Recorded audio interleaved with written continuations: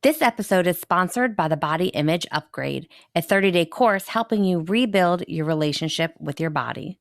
Tools, resources, and daily exercises to upgrade your body image. Learn more at bodyimageupgrade.com and enter the code podcast for 50% off. Welcome to Breaking Body Biases, a podcast about creating health and happiness without worrying about your weight. I'm Christine DeFilippis, certified fitness professional, studio owner, and creator of FitProEd, an online education platform for group fitness instructors. Join me every week as I interview fellow fitness pros, dietitians, wellness practitioners, and a wealth of others who are sharing their journey and helping to destroy diet culture.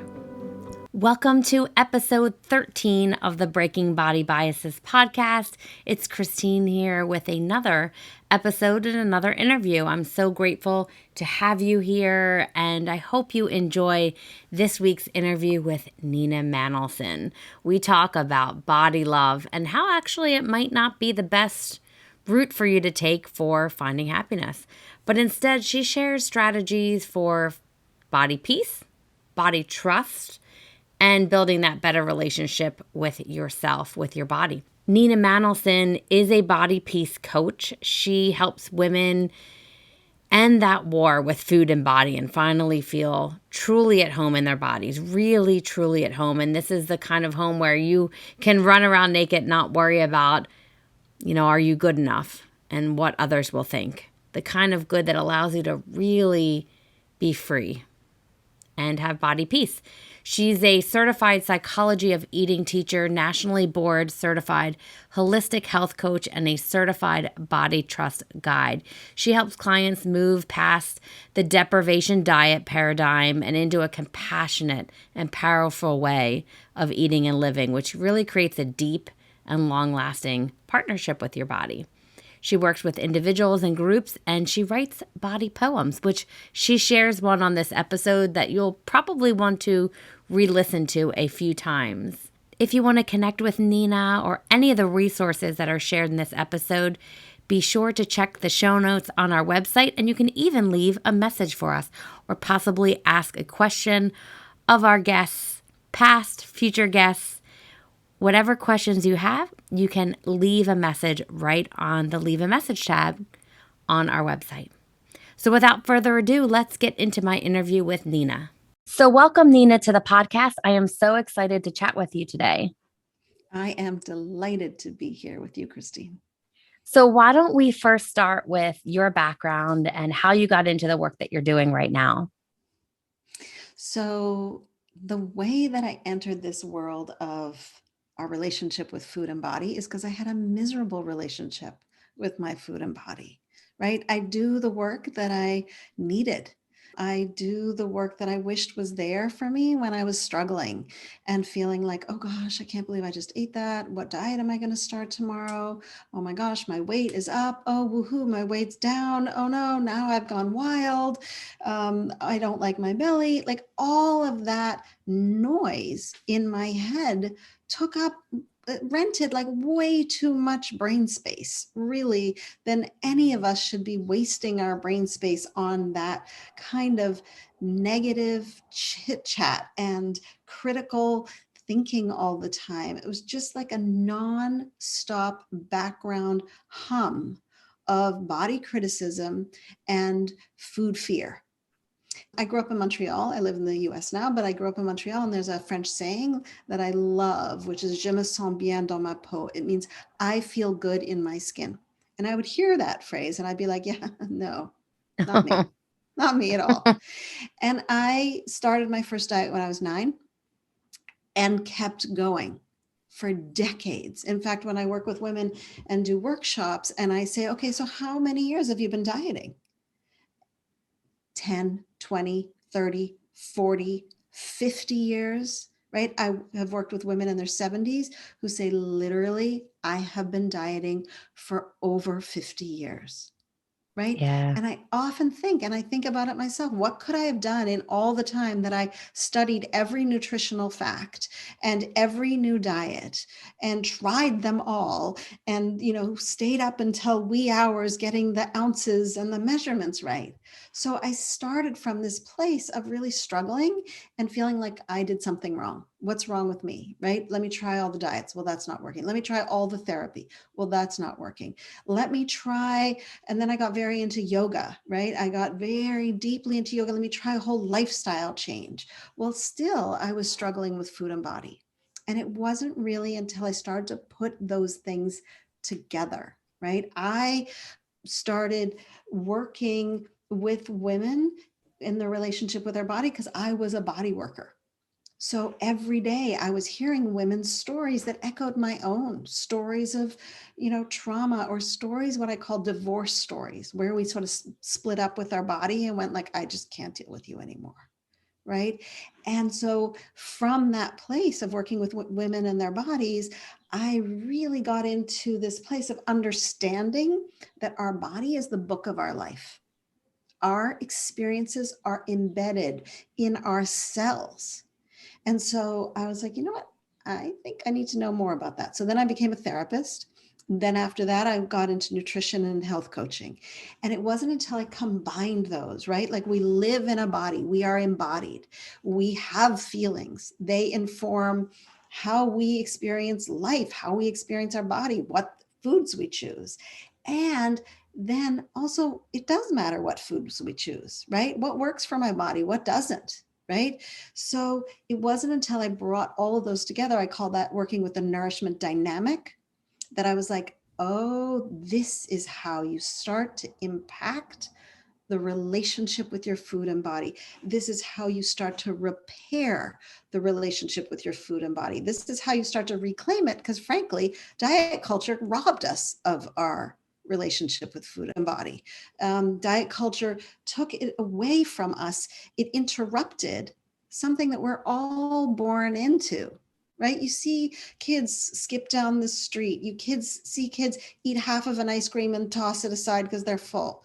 Right? You see kids in joyful movement. You see kids being attuned to what they eat and what they choose to eat. They have an innate sense of an authentic listening relationship with their body. We have been trained out of it because we have a culture that says, no, you don't really know best. Let's have you train for a marathon, even though you're exhausted all the time. Or let's have you go on this, vegan diet, even though you're going through menopause and might need more protein in your life.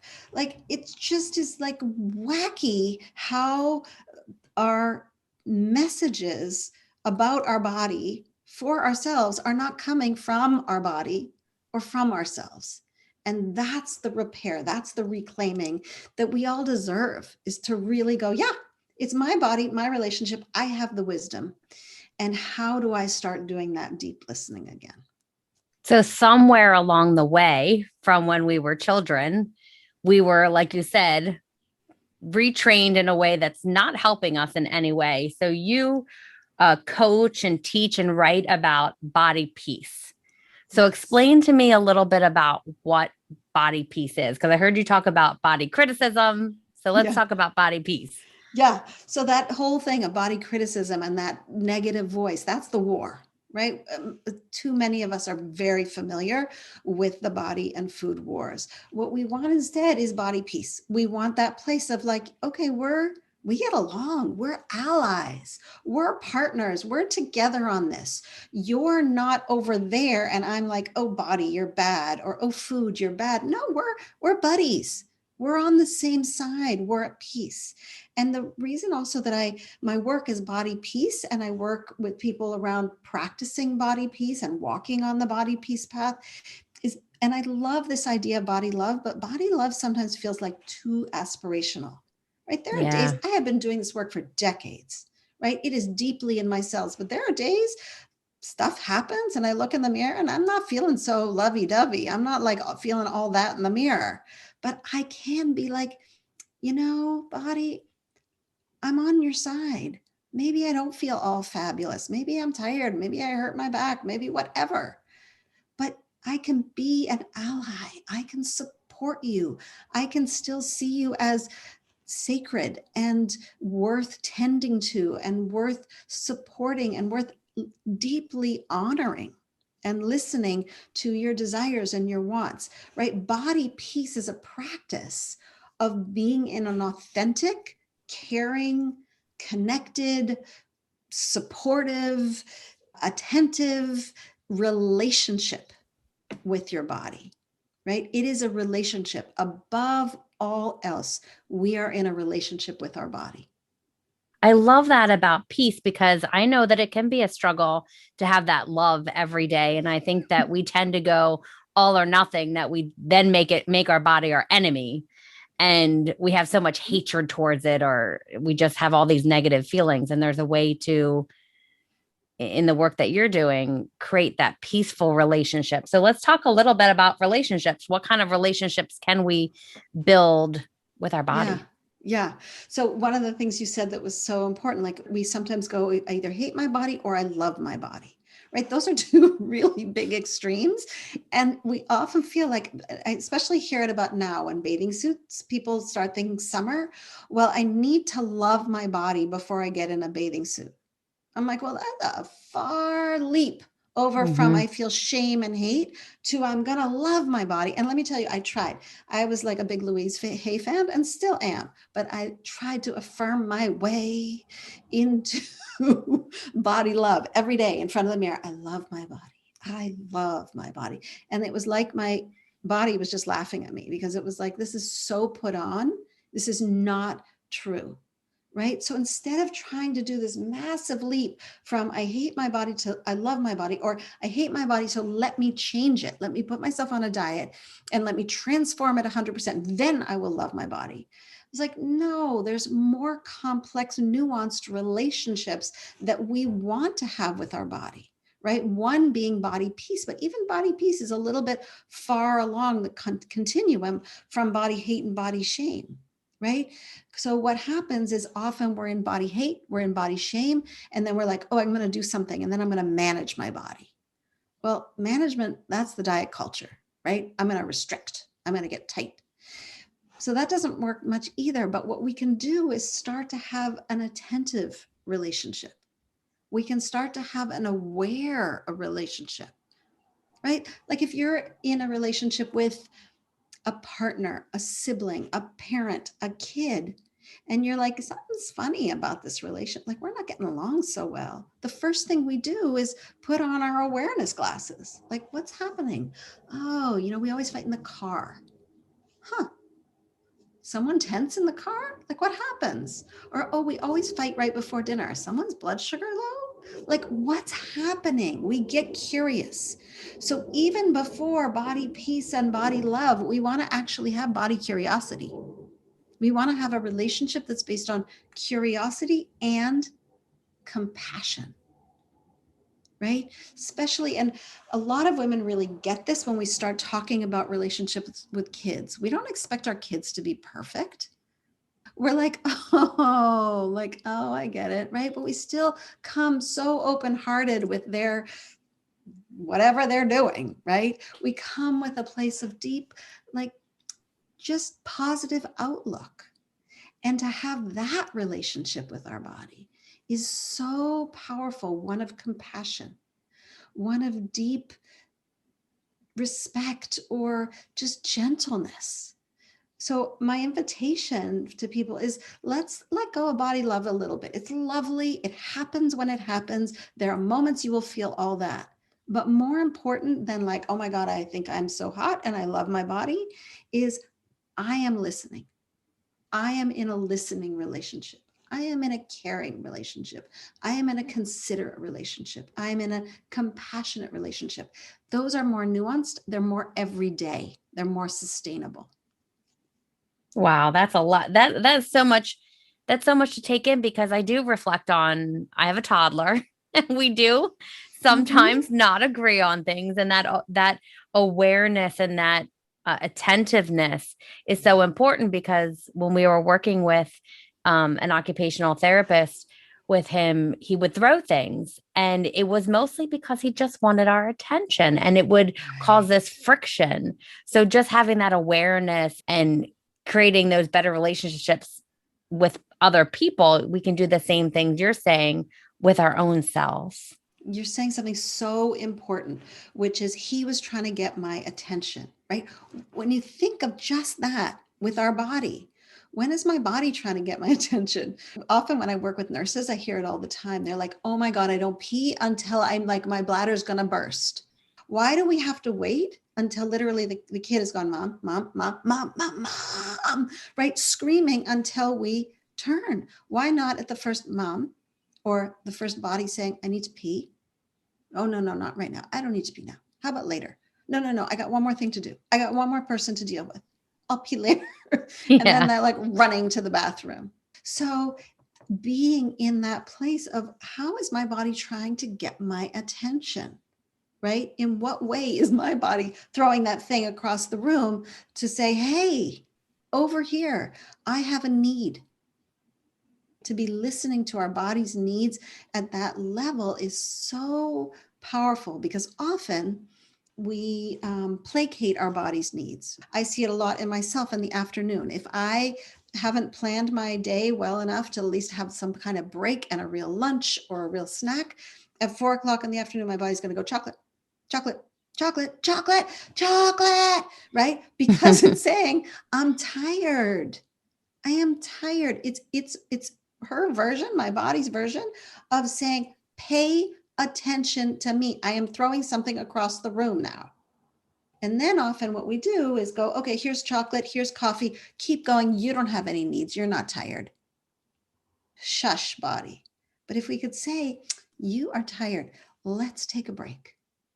Get away from the computer, get away from the people for a minute, get away from whatever it is you need to get away from. Have a cup of tea, have a piece of chocolate, but just really meet your needs, respond, be in relationship. So I think the difficult thing for some people that have been so influenced by diet culture, and we talked about how when we're kids we're not influenced, but something happens along the way that changes that. And I think that's the struggle with most people. I know for myself too, that we're conditioned to think, to turn off those signals to say, okay, I don't need food. Some of them are maybe you just need a glass of water, like the time that you needed Mm-hmm. chocolate. We're taught by diet culture Yes. that, oh, you might just be thirsty when you're hungry. So just drink water. So there's a lot of misinformation out there. So, how do you help Yeah. people that are still influenced by diet culture to help them to build this relationship with themselves in a better way? Yeah. So it's such a great point where diet culture has trained us that food is the enemy. And if anything, the pandemic has taught us is that food is life affirming, right? Like, what have we seen more than anything is that our culture turned to food when we were in a crisis. And what's more life affirming than eating? It's so great. It's like such a flip of a switch when we say, you know what, our behavior with food and our desire to bake bread and bake fancy, British baking show things and home cooking, all of that, that people were like, oh gosh, I'm eating too much. I'm pandemic eating. Oh, what about the COVID-15? To say instead, wow, this is life affirming. So if we can watch our diet voice inside that says, don't eat, right? If you're being good, you won't eat, is to look at the pandemic and go, actually, we were doing something that helped us survive, that helped us cope, that helped us go through one of the hardest things that we hopefully will ever have to go through as an entire world. We fed ourselves. And that act of saying, yes, I am going to feed myself. I want to feed myself. And what do I really need? Is it chocolate? Maybe what I really need is like, I don't know, sit down and eat a steak. Maybe what I really need is, I don't know, a salad with avocado and seeds. Who knows what you need? But your body deserves to be asked, what do you really need?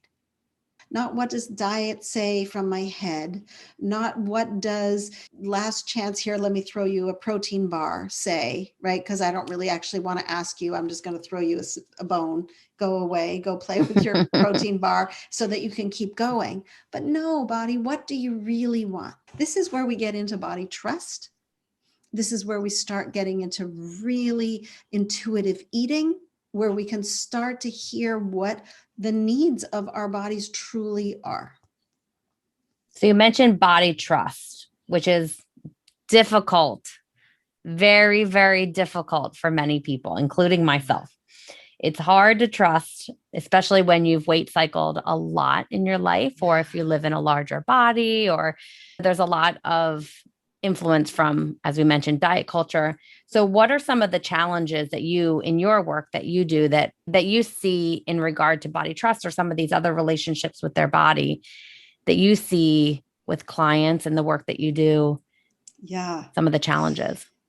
So the thing is, and I'm as we're talking, I'm pulling up a poem that I would love to read to you, and it's about divorcing your body, because that's the piece that we get into not trusting our body because we had a divorce, we broke up.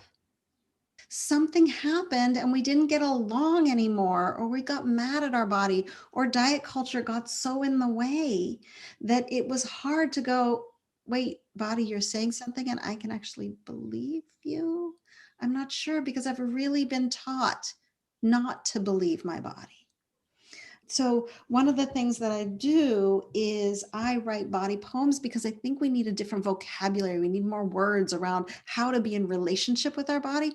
Instead of talking about our body like this thing, it's a relationship, right? So I want to have more poems, more books, more art, more about the relationship and not the object. So if it's okay with you, can I read you Oh, my yes. I poem? feel like you're romancing your relationship with your body. Like I just feel Oh, like this is so romantic, the way that you're describing this relationship with your body. And it's not all sunshines and roses. It doesn't have to be like you said, love, love, love, love. It can have all this nuance. But yeah, I really feel like you're putting in the effort with something like this poem in changing that vocabulary. And it's very romantic. I love that, Christine. Nobody's ever said that to me. I love that. That's exactly right. I am romancing my body. I want all women, all people to romance their body. This is the most important relationship of our life. The relationship we 100%. have in our body impacts every other relationship we have. Yep. So it's worth putting the effort. And no, like, I've been married for decades and decades. And am I always lovey dovey? No. But is it a really good relationship? Yes. Is it Yeah. real? Yes. Right. That's what we want. We want authenticity, but we do need some romance. We need to know I care about you. You're important to me. What you say matters. All of those core relationship issues, they apply to our relationship with our body. I think especially too when you're having those moments of fear or when you're having those negative feelings that's when you need that romance more than anything.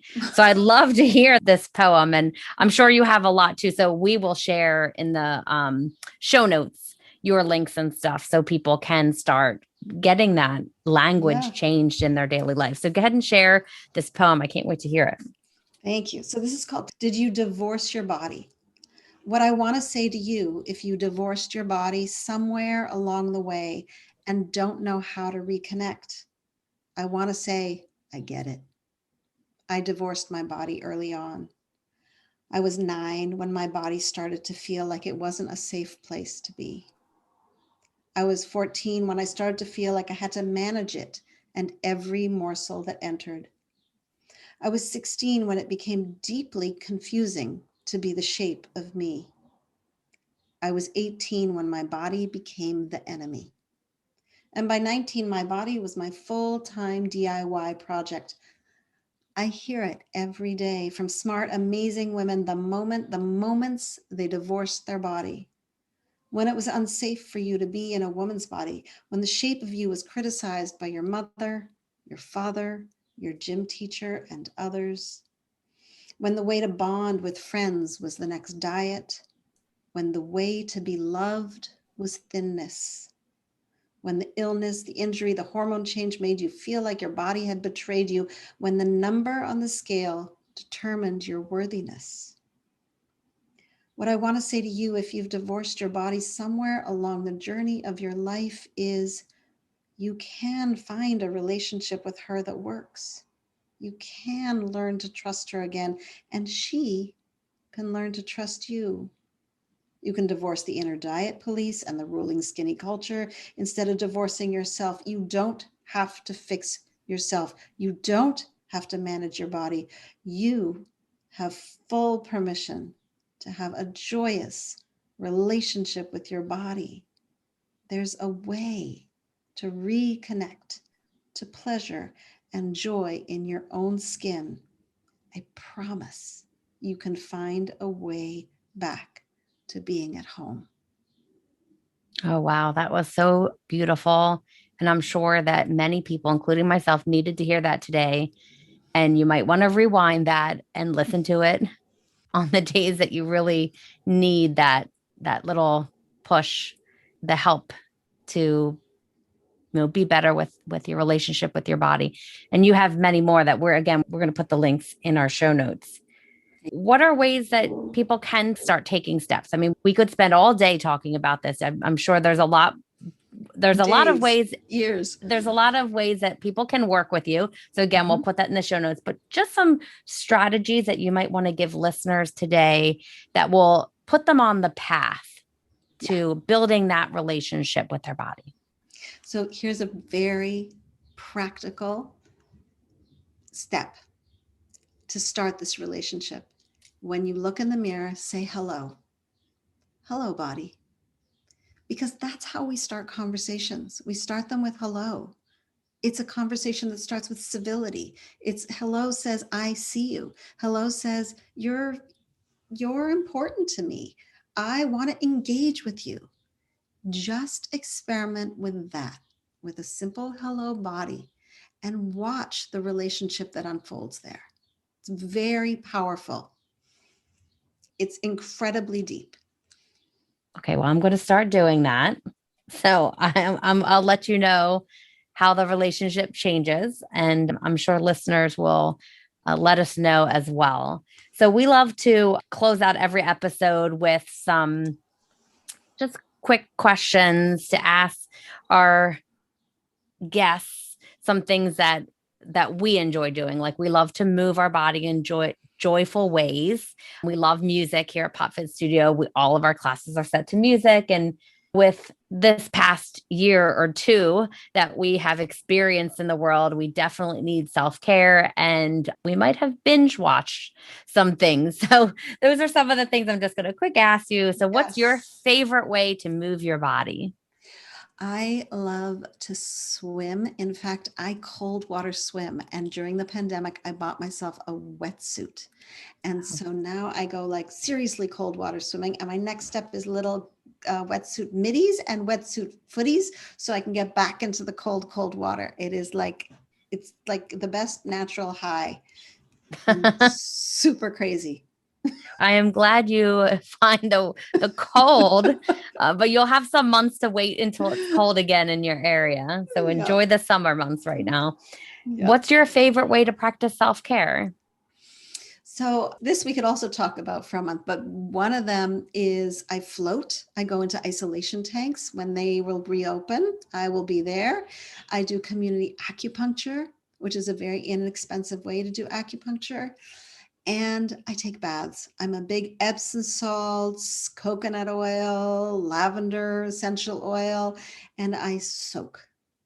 Oh wow, I'm a there big water person. yeah, I I can need water. tell. Yeah, I need swimming. I need baths. I need floats. I need lots of water. Yeah, water is very healing. And there is a flotation place in our area that I was thinking about going to right before COVID. And yeah, it's not the Yeah, time right now, but we will definitely it'll look come into that in back. the future. And then Was there anything that you watched or listened to, maybe a podcast, maybe a TV show, something that you just found very binge worthy this past year? It's actually something that I'm just into right now. So my son actually introduced me to this singer. Her name is Batya Levine. She is a feminist Jewish singer, and she has this song called Rise. And it's just the most inspiring song. And I feel like we need it right now. It's about just like rising and being humble-hearted and just moving forward in life. And I have listened to it countless times in the last 2 days. So that's what's on my mind right now.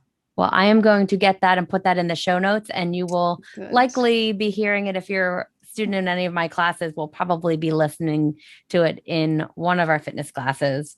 I love getting new music suggestions. It's just music is very healing and Hmm. motivating. And so I love music. Well, I appreciate you spending the time with me today. And if there's any last things that you want to share with our audience before we close.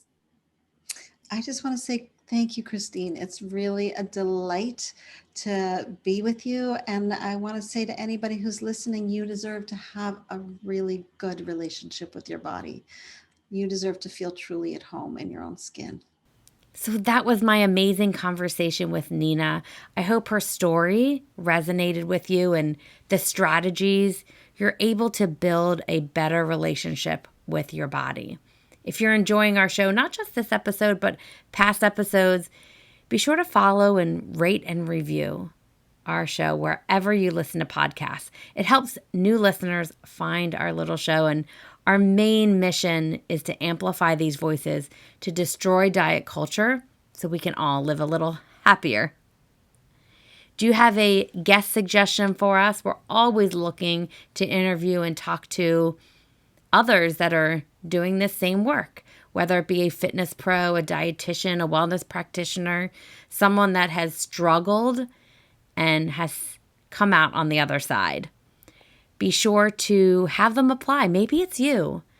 Apply on our website at breakingbodybiases.com. We're always looking for new guests. And our website has lots of great resources. Not only does every episode have its own blog page, but we also have a great resources page that we're adding to regularly with books and podcasts and movies to watch and just some great resources to keep you connected. We even have some new courses coming out and a big surprise coming soon. Thank you so much for this community and for tuning in. And we'll have a brand new episode for you next week.